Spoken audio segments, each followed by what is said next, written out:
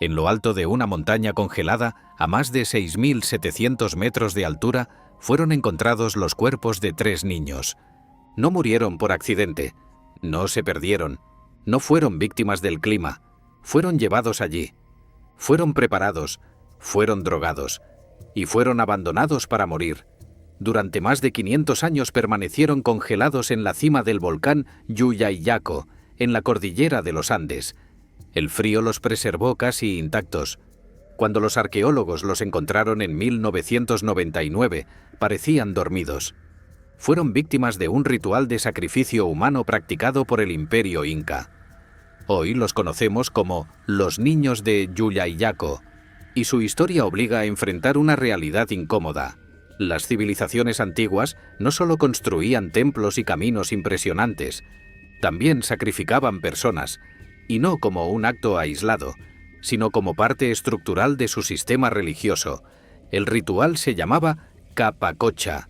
No era improvisado, no era secreto, era oficial, organizado por el Estado.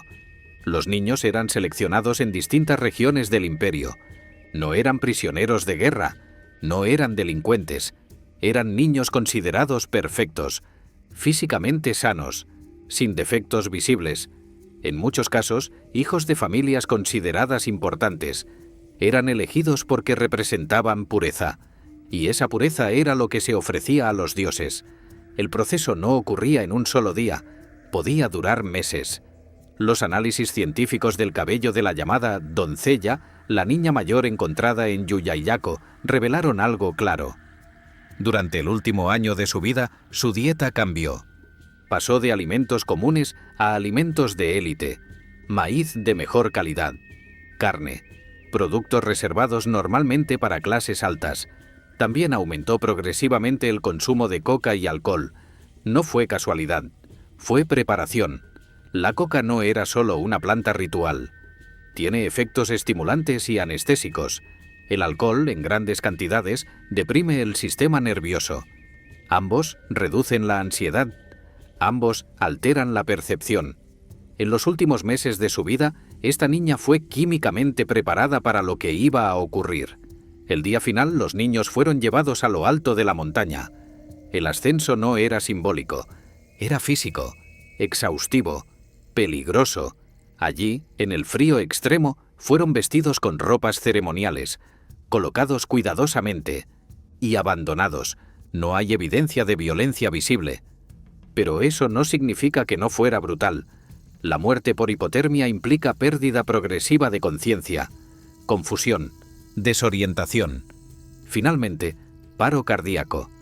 En el caso del niño más pequeño encontrado en Llullayaco, el análisis mostró signos de haber sido atado. Tenía marcas compatibles con restricción. No todos murieron tranquilamente. No todos aceptaron el destino. Esto es importante, porque durante mucho tiempo, algunos relatos intentaron suavizar estos hechos.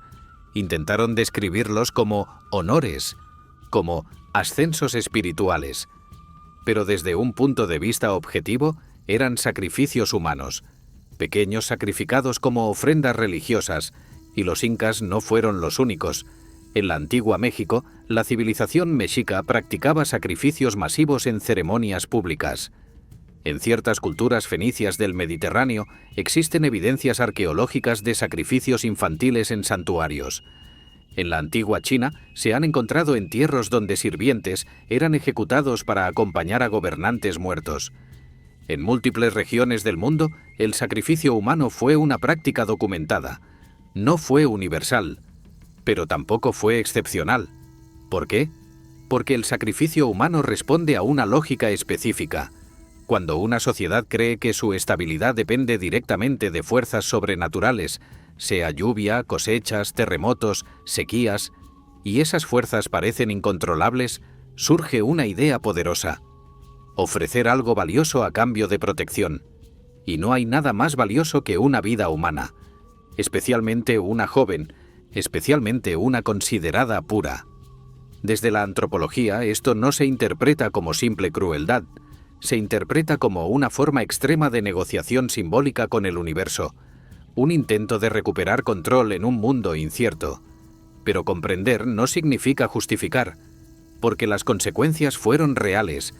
Los niños del Yuyayaco no son símbolos abstractos, eran individuos, tenían familias, tenían historias, y murieron por una creencia colectiva.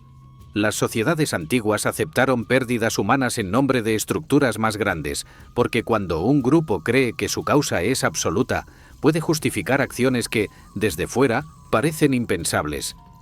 Hablamos de dioses de la montaña, hablamos de ideologías, de poder, de intereses, pero el mecanismo psicológico es similar.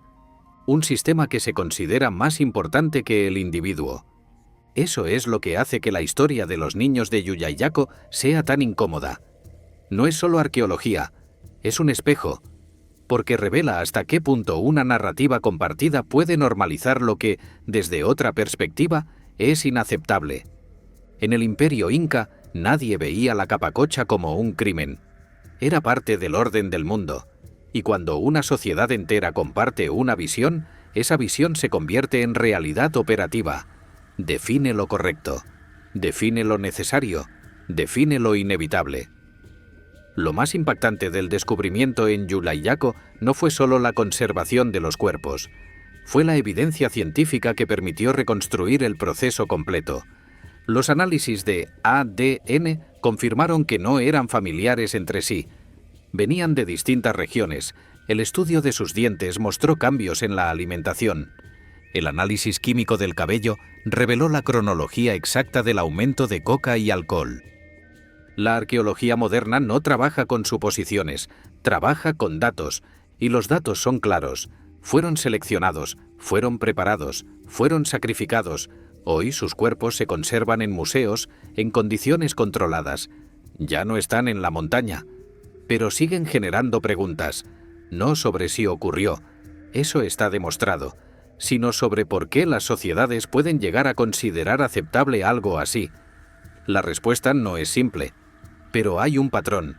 Cuando el miedo colectivo es alto, cuando la incertidumbre es constante, cuando la supervivencia parece depender de fuerzas invisibles, las sociedades buscan acciones contundentes, acciones que demuestren compromiso. El sacrificio es la forma más extrema de ese compromiso.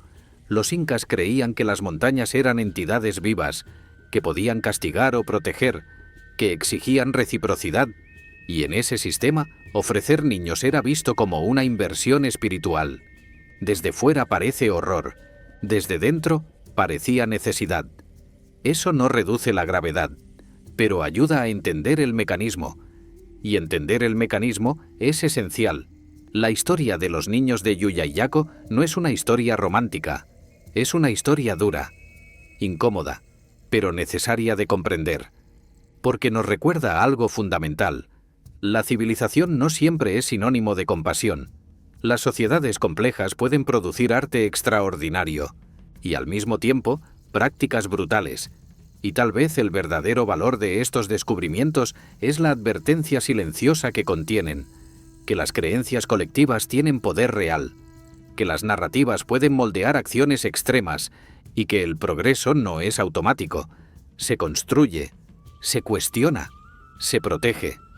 En lo alto de una montaña, congelados durante siglos, estos niños siguen diciendo algo, no con palabras, no con símbolos, sino con su presencia, que la historia humana es capaz de grandeza y también de sacrificios que no debemos olvidar.